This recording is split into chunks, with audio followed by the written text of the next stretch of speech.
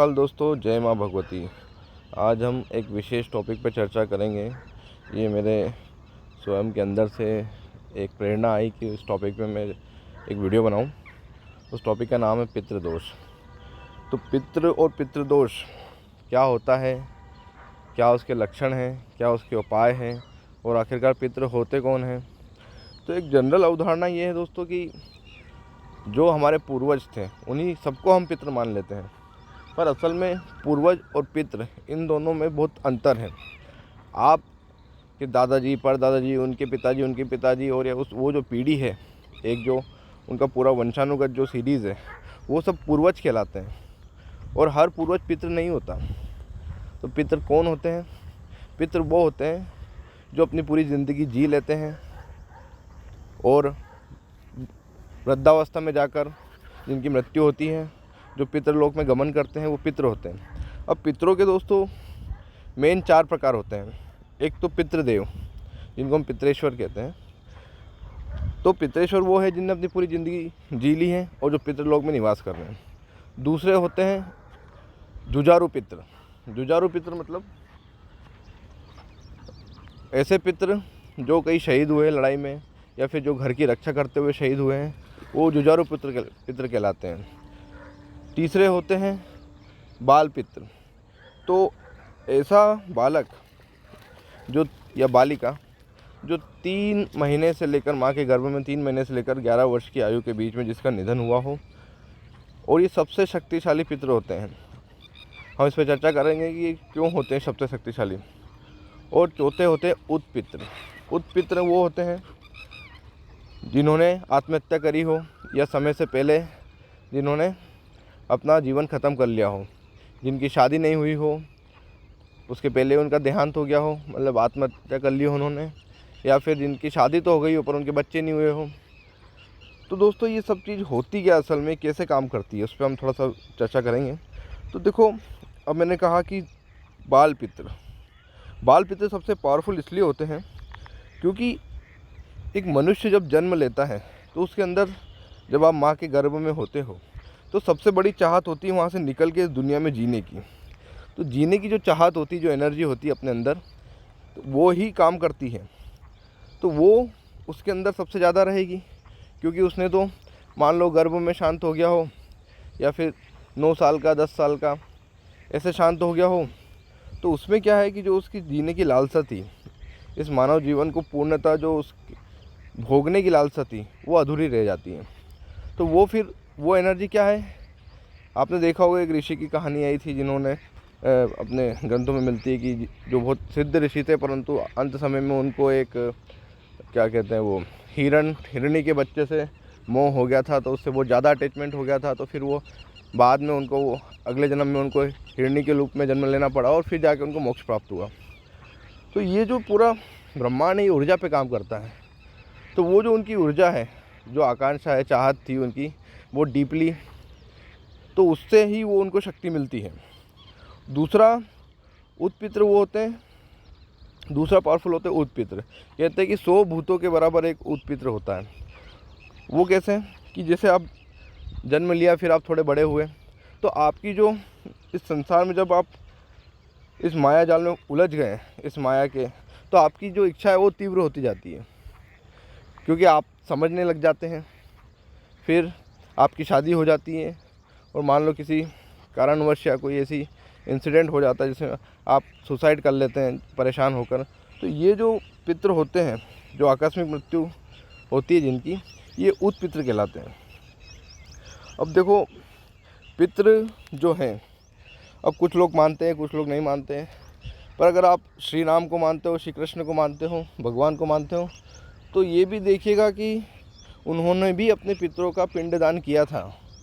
भगवान श्री राम ने अपने पितरों का पिंडदान किया, श्री कृष्ण ने किया, पांडवों ने किया।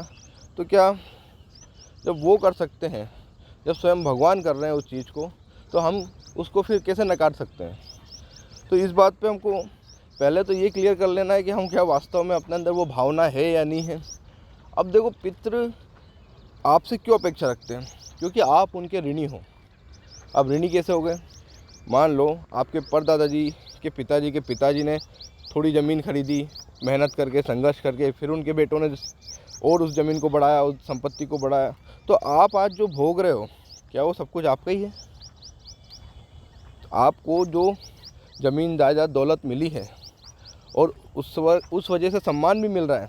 हो सकता है कि आपके परदादा जी बहुत पहुँचे हुए लोग होंगे, उस समय के नामी गिरामी लोग होंगे, तो उसी पीढ़ी दर पीढ़ी जो आपको उनसे सम्मान मिल रहा है, उनकी वजह से वो जो संपत्ति मिल रही है, या फिर आप अपने पैतृक घर में निवास कर रहे हो, तो जब वो ये सब चीज़ें आप उनकी उपभोग कर रहे हो, तो फिर उनकी अपेक्षा आपसे क्यों ना होगी? हर एक पिता को अपने बेटे से अपेक्षा होती है कि ये मेरा उद्धार करेगा, मेरी सेवा करेगा।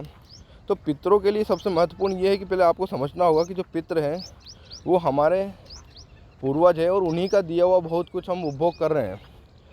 और कहते हैं कि पितरों का स्थान हमारे दहलीज पर होता है घर की, तो वो हमारे घर के द्वारपाल होते हैं। आप इस बात को समझो कि अगर कोई भी व्यक्ति जब आता है बाहर से, तो द्वारपाल सबसे पहले उससे पूछ परख करता है, चाहे वो देवी देवता हो या नकारात्मक ऊर्जा हो। तो आप ये देखिए कि अगर आप अपने पितरों के लिए कुछ भी नहीं कर रहे हैं, ना उनके लिए कभी आपने कपड़े दान करें, ना उनके नाम से कभी आपने कोई यज्ञ किया, या फिर ना पिंडदान किया, या ना फिर कोई आपने उनके लिए कुछ ऐसा विशेष काम करा जिससे उनका जो क्रेडिट स्कोर है, जो पितृ लोग का स्कोर है, वो बढ़े या फिर उनको उससे बल मिले। देखो असल में क्या होता है कि इस दुनिया में एक जो पत्थर है वो मूर्ति में कन्वर्ट हो जाता है। अब वो कब होता है? जब उसके आगे लाखों करोड़ों लोग अपनी ऊर्जा को उसको डोनेट करते हैं। हम शक्ति किससे मिलती है? देवताओं को शक्ति किससे मिलती है? जब हम उस देवता को पूछते हैं तो हम अपनी एनर्जी उनको दे रहे हैं, कुछ अंश उस पत्थर के अंदर हम ट्रांसफ़र कर रहे हैं, तब जाके तो वो पावरफुल होती है वो चीज़। आप जब भी किसी चीज़ को ऊर्जा देने लगोगे, विचार करोगे उस पर, तो आपकी एनर्जी उसमें कन्वर्ट होती जाएगी, वो ट्रांसफ़र होगी उस पर्टिकुलर चीज़ में।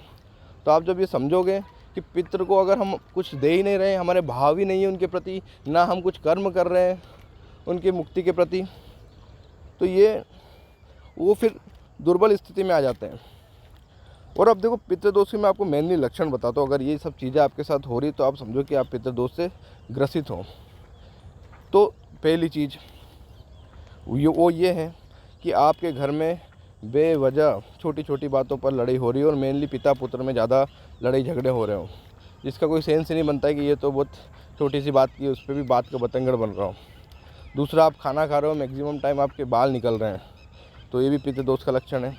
तीसरा कि आपका कोई भी काम आप बहुत मेहनत कर रहे हो, वो 95% या 98% पे जाके अटक गया, अंत उसका हो ही नहीं रहा है, अड़ंगा लग रहा है हर काम में, ये भी पितृदोष के लक्षण है।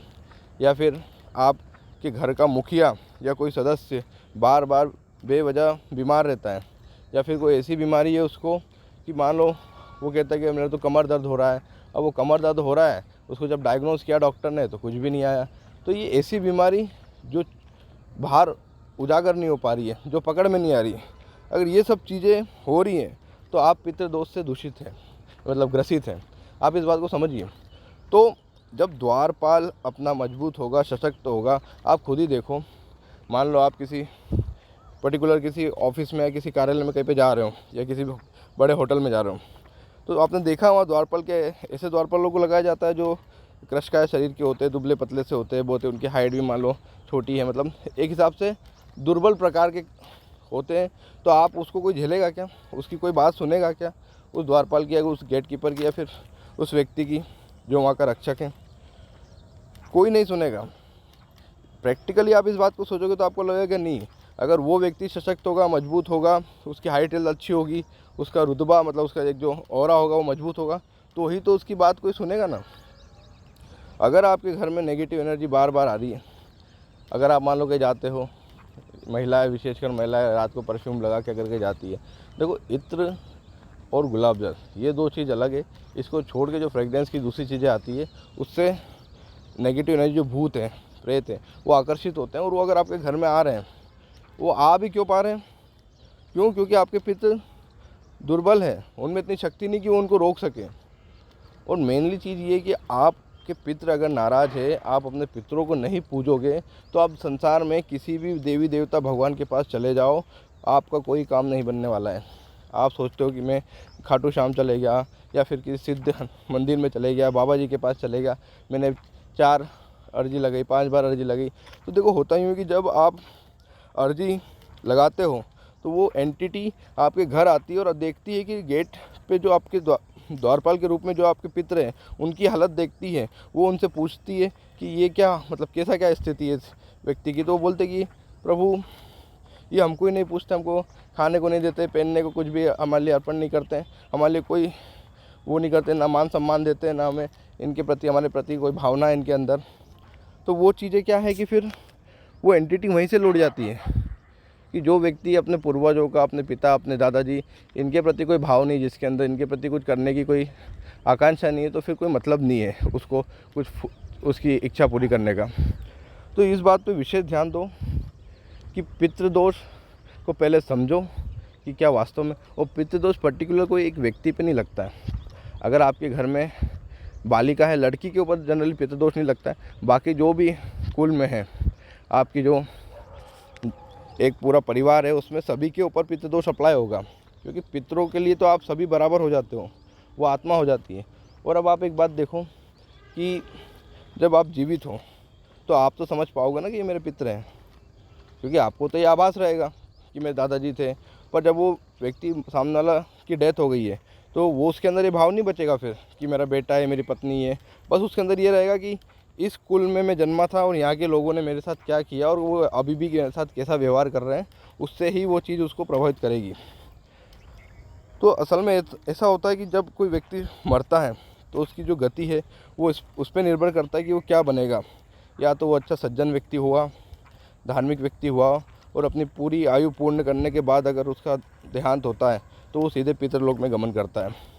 पितरलोक में एक बार गमन कर गया तो उसको फिर आपकी कोई इतनी आवश्यकता नहीं होती, क्योंकि उसके खुद के जो उसका स्कोर है, बैलेंस है, कर्मा का जो बैंक बैलेंस है उसका, वो बहुत हाई रहता है। तो खुद अपने उसके स्कोर के बल पे वो अगला जन्म ले लेता है, अगली योनि में चला जाता है।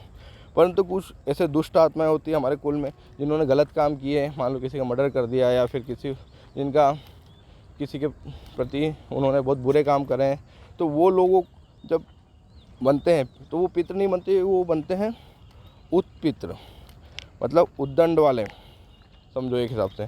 तो वो क्या है कि फिर और परेशान करते हैं। तो क्या होता है कि हम जो भी क्रियाकलाप करते हैं, मान लो आज आपने किसी पितृ के निमित्त आपने किसी को भोजन कराया, या फिर किसी पितृ के निमित्त आपने अनुष्ठान करवाया, कोई यज्ञ करवाया, या फिर मान लो पिंडदान करा, या फिर कुछ डोनेट करा, तो वो जो उसका पुण्य फल है वो जाके उनके अकाउंट में जुड़ता है। जब वो जाके उनके अकाउंट में जुड़ेगा तो उनका अकाउंट का स्कोर धीरे धीरे बढ़ेगा, तो फिर वो इस प्रेत योनि से, भूत योनि से, उत योनि से कन्वर्ट होकर उनका ट्रांसफ़र होगा कहाँ पर, पितृलोक में। या फिर मान लो उन्होंने कोई जन्म ले लिया है तो भी उनको ये इसका जो फल है वो उनके अकाउंट में चला जाएगा। तो ये सब चीज़ें हमको विशेषकर ध्यान देने वाली चीज़ है कि पितरों की जो लक्षण मैंने आपको बताया था, अगर आपके यहाँ दक्षिण है, एक और लक्षण होता है कि आपकी दक्षिण दिशा की दीवार में अगर दरार चल रही है, या फिर आपके छत पे आसपास आपके घर में कई पीपल बेवजह उगाया है, तो ये भी पितृदोष के लक्षण है। एक बाल निकलना, एक आपकी दीवार दक्षिण दिशा की उसमें दरार वगैरह होना, या पीपल का वृक्ष होना, या फिर आपके कुछ भी काम ना बनना। आप कितनी मेहनत कर रहे हो, आपका धंधा अच्छा नहीं चल रहा हो, आप बहुत मेहनत कर रहे हो कि मैंने लाखों रुपए खर्च कर दिए पर मेरा धंधा अच्छा नहीं चल पा रहा है, या मेरी नौकरी में परेशानी आ रही है, या फिर मैं कुछ भी काम करने जाता हूँ तो अंत समय में अड़ंगे लग जाते हैं। तो ये सब चीज़ें अगर आपके साथ हो रही है तो आप कहीं मत जाओ। देखो क्या है, एक होता है, आप ये इसको ऐसे समझो कि आप मान लो एक गांव में रह रहे हो या सिटी में रह रहे हो, तो आप सबसे पहले शिकायत और किससे करोगे? आपके कोई समस्या है आपकी कॉलोनी में, या मान लो आपकी नाली की सफाई नहीं है, तो आप क्या सीधे राष्ट्रपति जी के पास चले जाओगे? ऐसा नहीं है। एक हाई रैंकिंग बनी हुई है, एक पद सोपान बना हुआ है कि सबसे पहले आप किससे संपर्क करोगे? अपने एरिया के पार्षद से, ठीक है। ये फिर गाँव में हो तो सरपंच से, या पहले पंच से बोलोगे कि यार पंच साहब, यार सरपंच साहब ही हमारे कि नाली भरा रहा है, यहाँ पे पानी भरा रहा है, साफ़ नहीं है। तो ऐसे ही पितरों का है, भगवान ने हर कुल का जो पितृ है उनको विशेष शक्तियाँ प्रदान की हुई है। वो जो कुल है, वो वंश है, उसके जो भी कर्ता धर्ता है पहले वो पितृ रहेंगे, वो वहाँ के कुल देवता रहेंगे, कुल देवी रहेगी। तो ये 3 चीज़ें बहुत महत्वपूर्ण हैं। समय के साथ ये चीज़ें गुम होती जा रही है। हमें अपने कुल देवता का नहीं पता है, हमें अपनी कुल देवी का नहीं पता है, हमें अपने पितरों के बारे में नहीं पता है और हम भटक रहे हैं। या फिर आप बहुत नशे के आदी हो चुके हो तो भी आपके पितर नाराज़ है आपसे।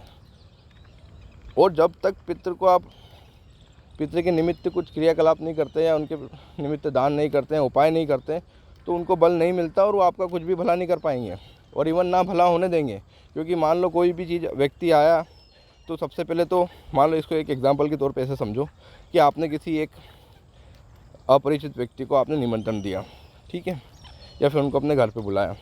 तो वो घर पे सबसे पहले उनसे कौन मिलेंगे? मान लो आपके दादाजी मिले, आपके पिताजी मिले और वो अपनी स्थिति बताएंगे कि ऐसी स्थिति है यार, ये साहब, हमको ना तो कोई टाइम पे खाना पीना मिलता है, ना कोई इज्जत मिल रही है इस घर में, ना कोई मान सम्मान मिल रहा है, ना हमको बच्चे समय दे पाते हैं। तो वो उस व्यक्ति के मन में आपके प्रति क्या धारणा बनेगी कि अरे यार, ये तो अपने पिताजी और दादाजी, इनका ही कोई मान सम्मान नहीं करता, इनकी कोई इज्जत नहीं करता, इनकी केयर नहीं करता, तो ये व्यक्ति उस लायक नहीं कि मैं इसके लिए कुछ करूं। तो सबसे पहले आपको अपने पितरों को प्रसन्न करना होगा। अगर जीवन में वास्तविक तरक्की चाहते हो तो ये जो भौतिक वस्तु है जिसके लिए आप ये पूरा संसार दौड़ लगा रहा है कि मुझे गाड़ी मिल जाए, बंगला मिल जाए या फिर अच्छा पद मिल जाए, ये सब मिल जाए, तो ये सब बहुत छोटी चीज़ें हैं। आपको ये बहुत बड़ी लग रही होगी, पर एक अध्यात्म के जगत में ये सब चीज़ें आपको उलझाने वाली चीज़ें हैं। तो वहाँ पर उनके हिसाब से वो छोटी चीज़ें वो आपको ठीक है, ये सब चीज़ें आपको पितर ही प्रोवाइड करवा देंगे। इवन वो आपकी इच्छा शक्ति मजबूत कर देंगे, वो आपके संघर्ष में आपका साथ देंगे। तो सबसे पहले आपको उनको खुश रखना है, उनको तंदुरुस्त रखना है और उनके निमित्त अब क्या क्या करना चाहिए पितृ दोष के निवारण के लिए, उस पर हम बात करते हैं। तो सबसे पहले तो देखो, अमावस्या सबसे महत्वपूर्ण है पितरों के लिए। और अमावस्या में भी वो अमावस्या सबसे ज़्यादा महत्वपूर्ण है जब नवरात्रि प्रारंभ होती है, उसके पूर्व में जो अमावस्या आती है। तो आप देखते हो कि साल भर में 2 गुप्त नवरात्रे आते हैं और 2 प्रकट नवरात्रे आते हैं जो दिखते हैं। तो कुल मिला के ये जो 4 नवरात्रि आती है, उसके पहले जो अमावस्या पड़ती है वो बहुत महत्वपूर्ण होती है पितरों के लिए।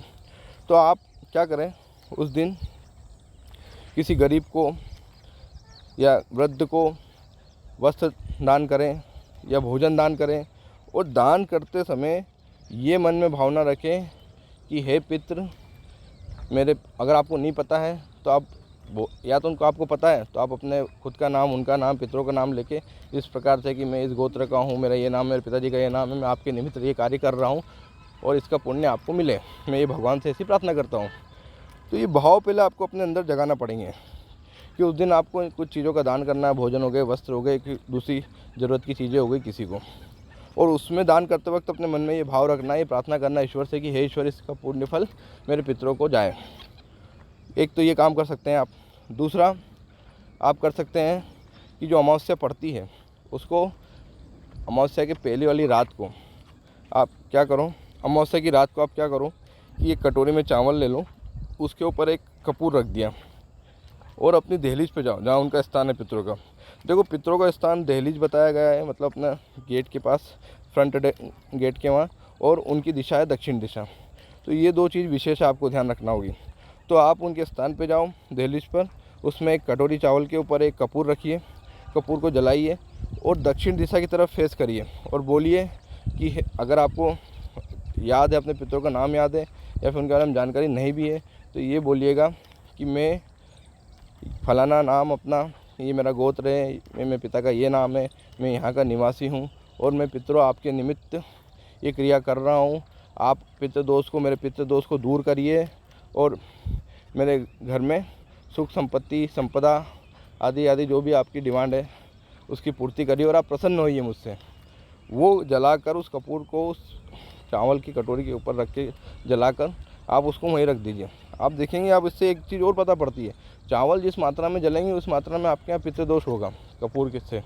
उसको वहीं रख दीजिए और सुबह उठकर उसको जाकर किसी पीपल या बरगद के पेड़ के वहाँ दक्षिण दिशा में मुँह करके वो छोड़ के आइए कि, और वहाँ पे भी ये प्रार्थना करिए कि मेरे पितृदेव प्रसन्न होए और प्रभु उनको सद्गति देना। तो ये आपको काम करना है। दूसरा जो होती है धूप देना, हमारे जनरली प्रचलित है। अमावस्या हो गई, 14 हो गई, उस दिन आप सुबह एक कंडा, छोटा सा कंडे का टुकड़ा लीजिए, उसको अब चूल्हे पर रखिए और जब थोड़ा वो हो जाए धूप लायक, आहुति देने लायक।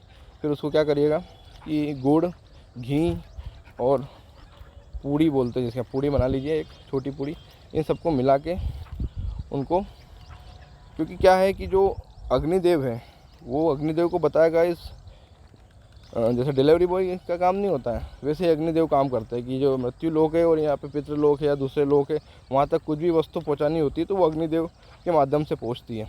तो अब धूप देने का भी कंसेप्ट यही है कि हम अग्निदेव को आहुति दे रहे हैं, वो हमारी इस वस्तु को संबंधित जगह, संबंधित व्यक्ति को डिलीवर कर देंगे। तो आप धूप दीजिएगा, या फिर आपसे एक बेस्ट, अगर आपसे ये भी नहीं होता है तो आप एक भागवत गीता का 7वां अध्याय का पाठ कर सकते हैं अमावस्या के दिन। और पितरों को स्थान देना बहुत ज़रूरी है। सबसे पहले आप पितरों को जाने कि हमारा कौन पितर है वास्तव में। जो पूरी आयु जी के गए वो तो पितृलोक में चले गए, पर जो है जो भटक रहा है, जिसको कोई लोक नहीं मिल पा रहा है, जो भूत बन के भटक रहा है, प्रेत बन के भटक रहा है, या फिर उनकी गति सदगति नहीं हुई है, वो हमारे पितर होंगे और उनको हमको बल देना पड़ेगा।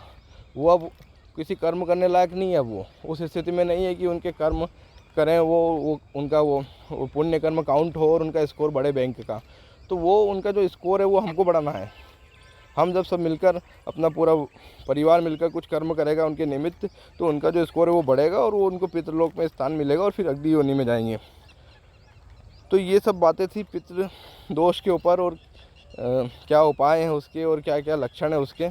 तो आप इसको करिएगा और देखिएगा कुछ ही दिनों में आपके अंदर फ़र्क दिखने लगेगा।